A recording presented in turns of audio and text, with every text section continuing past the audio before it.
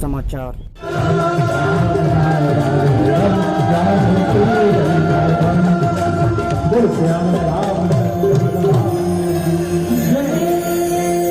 इस कथा को धार्मिक करते समय 10 रथों की वल्गाएं एक साथ हाथ में रखते थे लगा में। लेकिन मैं एक छोटी सी व्याख्या आपको देता हूं, आपको रुचिकर लगेगी तो आप पे स्पंदन मिलेगा। राम जैसा मर्यादा पुरुषोत्तम, राम जैसा पवित्र बालक उसी के माध्यम से पृथ्वी पर आ सकता है जो 10 अर्थात 5 कर्मेंद्रियों और 5 ज्ञानेंद्रियों पर अंकुश लगा सके, उन्हें अपने नियंत्रण में रख सके, दशला भी बन सके। और वो उसी कोख में आ सकता है जो कुशलता पूर्वक उसका 9 महीने वहन करे। ऐसी कौशल्या को ही मां बनने का सौभाग्य। बंदो कौशल्या विशिलाची कीर्ति जास सकल जग मांचो।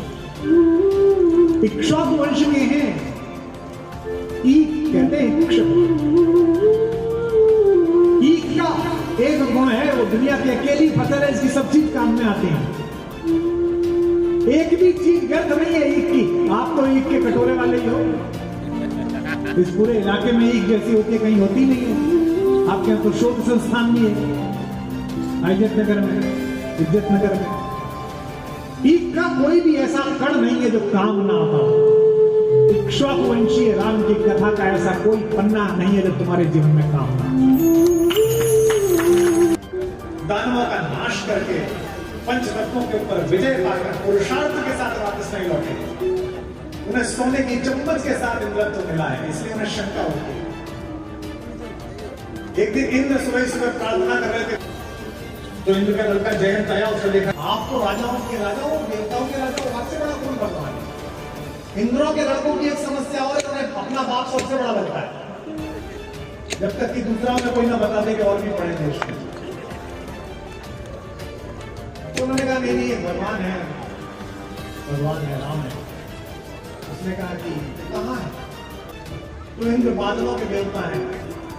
इंद्र ने थोड़े से बादल हटाए, नीचे दिखाया कि देखिए दोपहर का समय था।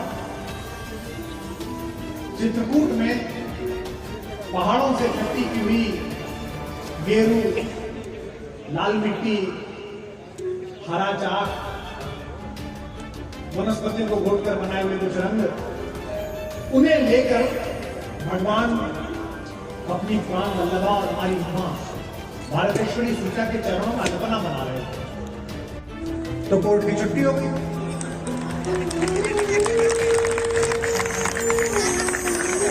तो हमने 10 साल से पूछा और हुए थे तो मुकदमा क्यों चल रहा है?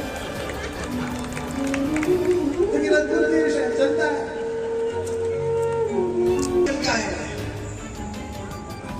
और नाथ नगरी के लोगों में जानता हूं, लखनऊ से, कानपुर से, दूर दूर से लोग आए हैं। आज मैं कल देख रहा था फेसबुक के मैसेजेस में, तो कहां से पहली बार शंका नहीं हुई है राम का।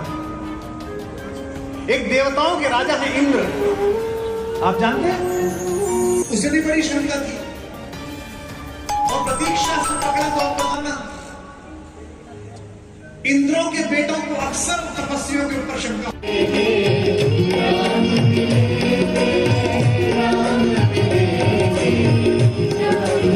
लोग कहते हैं कि इस देश को सीखना है बाहर से।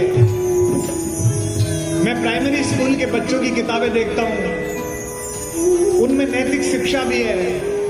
उनमें बताया जाता है कि एक टॉम था, एक डिक था, एक हैरी था।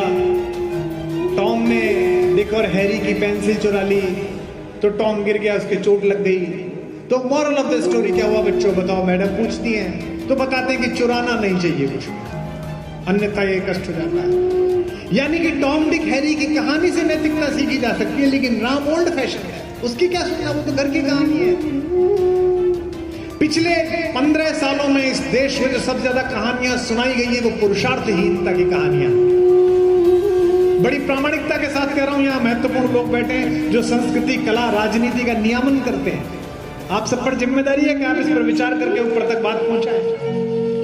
मैंने अपने बचपन में जो कहानियां सुनी वो पुरुषार्थ की कहानियां थी। वो प्रहलाद की कहानी थी, वो ध्रुव की कहानी थी, वो आरुणि की कहानी थी, वो दशमेश पिता गुरु गोविंद सिंह जी के 4 बलिदानी बेटों की कहानियां थी। वो झांसी राजवंश की उस कुलवधू की कहानी थी जिसने 21 वर्ष की आयु में अपने नवजात शिशु को कंधे से बांधा और घोड़े की बलगाएं अपने दांतों में दबाई और दोनों हाथों में तलवार उठाकर कहा, जब तक नसों में भारतीय पानी की एक बूंद भी है, अंग्रेजों की औकात नहीं कि मेरी झांसी पर कब्जा कर सके। वो उस महाराणा प्रताप की कहानी थी जिसने अपनी स्वतंत्रता की अग्नि को प्रज्वलित करने के लिए जमीन पर सोना स्वीकार किया, जिसके बच्चों के हाथ से घास की रोटी भी वन विलाप ले गया, जिसने लेकिन अहंकारी अंग्रेज मुगलों के सामने अपना शीश झुकाने से मना कर दिया।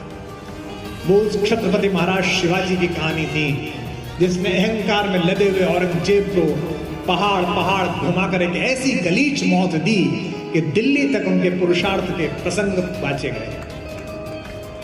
लेकिन अब कहानी 15 वर्षों से मैं क्या देखता हूं, अपने बच्चों की किताब दोबारा जाकर देखना, अपने घर पर जो टेलीविजन के सीरियल्स चलते हैं बच्चों को दिखाने के लिए, पोगो, कुछ राजनेता भी देखते हैं, उनको दोबारा देखना।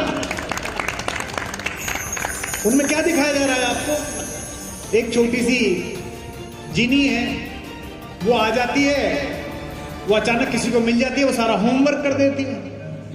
भारत के टोटल बजट के बराबर पैसा एक कहानी ने भारत से पिछले 10 वर्षों में लिया है, फिल्मों के माध्यम से, किताब के माध्यम से, टीवी के माध्यम से। पूरे विश्व में उसने इतना पैसा कमाया है जो भारत के 2-3 वर्षों के जीडीपी के बराबर है। वो कहानी एक ऐसे लड़के की, उसमें कोई पुरुषार्थ ही नहीं।